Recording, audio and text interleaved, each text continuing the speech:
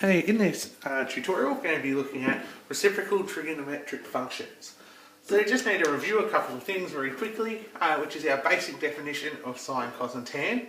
Okay, so if we have a right angle triangle labelled as such, where we have our angle theta, our sides A, B and C, then we find that the sine of our angle theta is equal to the opposite side, okay, divided by the hypotenuse, which is B divided by C.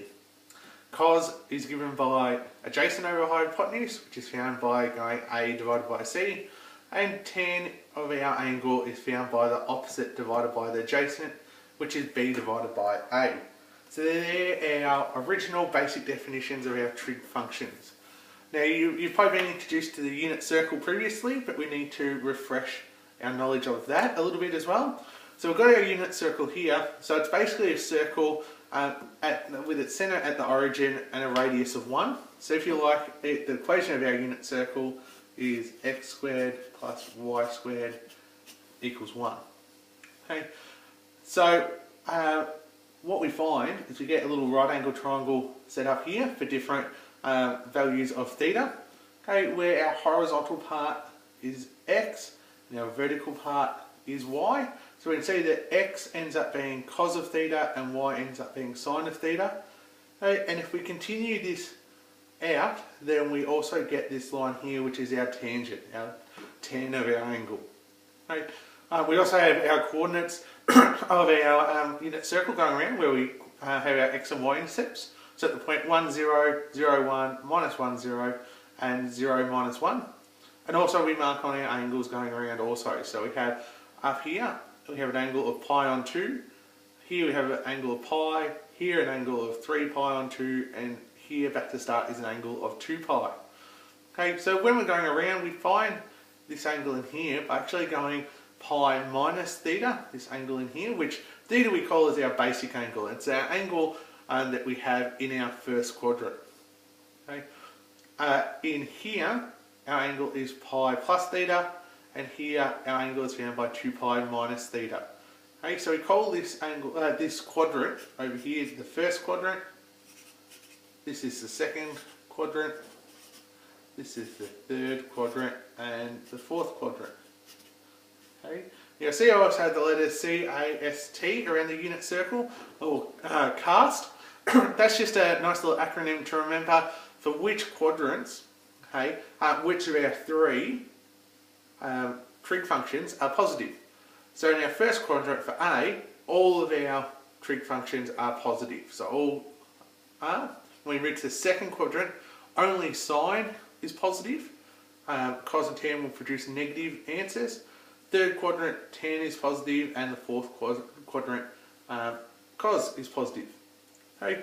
We also find that we have a couple of little other identities, okay, that we can get by subbing in these values here into our equation for our unit circle. So we get sine squared theta plus cos squared theta equals 1. Okay, and remember the squared here just means that that's sine theta times sine theta. Just we can't put the squared up here because that looks like we're going to be squaring our angle, where we actually want to square the entire function.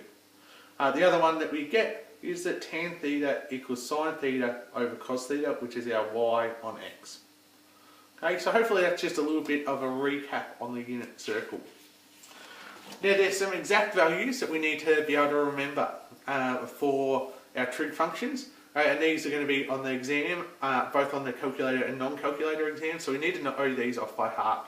So if we've got our angles 0, pi on 6, pi on 4, pi on 3 and pi on 2, okay, then we have sine of our different angles in here, cos of our different angles in here, and tan of our different angles in here.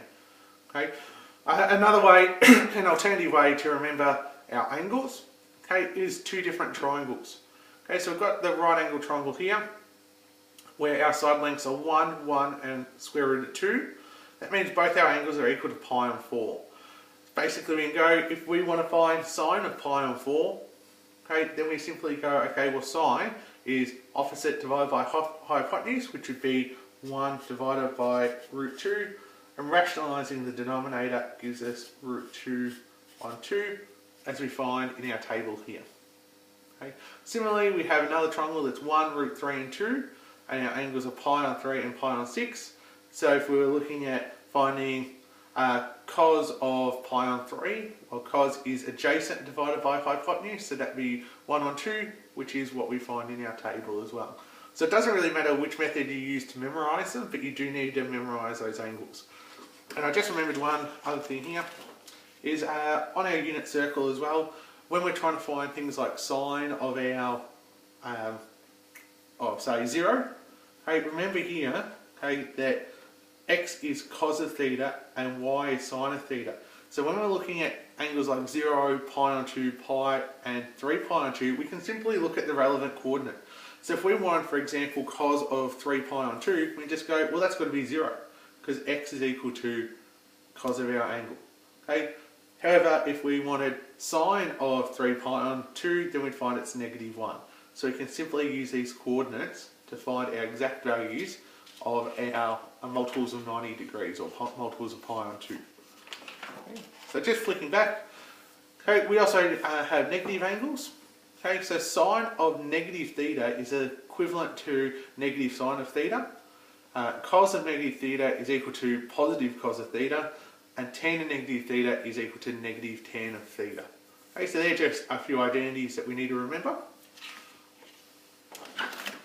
And lastly, we need to introduce the reciprocal trig functions, which is what this section is mainly about. Okay, so we have 3 new ones, okay, which is cosec of theta, which is 1 on sine theta, sec theta is 1 on cos theta, and cot of theta is 1 on tan theta. So that's cosecant, secant, and cotangent. Okay, and the other thing is, remember that by definition, tan is equal to sine on cos. Okay, so that means that 1 on tan is equal to cos on sine. So that's a useful little identity to use at times. Okay, so we'll just have a look at an example here. We've got find the exact value of cosec of 5 pi on 4. Okay, so we need to think, well, cosec is equal to 1 on sine theta. So straight away we can say that this is equal to 1 on sine of 5 pi on 4.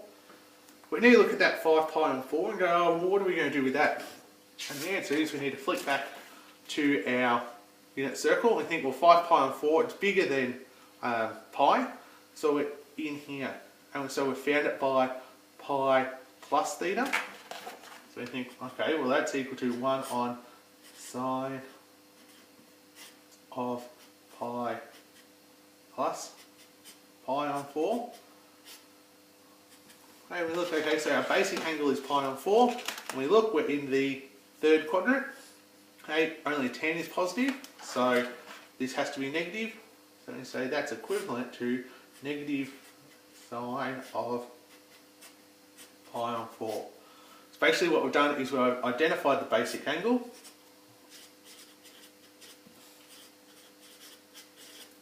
Okay, identified the quadrant to find that sine is going to be negative. Okay, so then we go, well, sine of pi on 4, we have a look back here. Sine of pi on 4 is root 2 on 2. We know we need to be negative, so we're 1 over negative root 2 on 2, or it's actually easier to think of it as our 1 on root 2 for this one, because simply when we're dividing by fractions, we flip and multiply, and so we find we're negative root 2. So that's actually the end of this tutorial, so hopefully that helps you with some of the questions you need to do.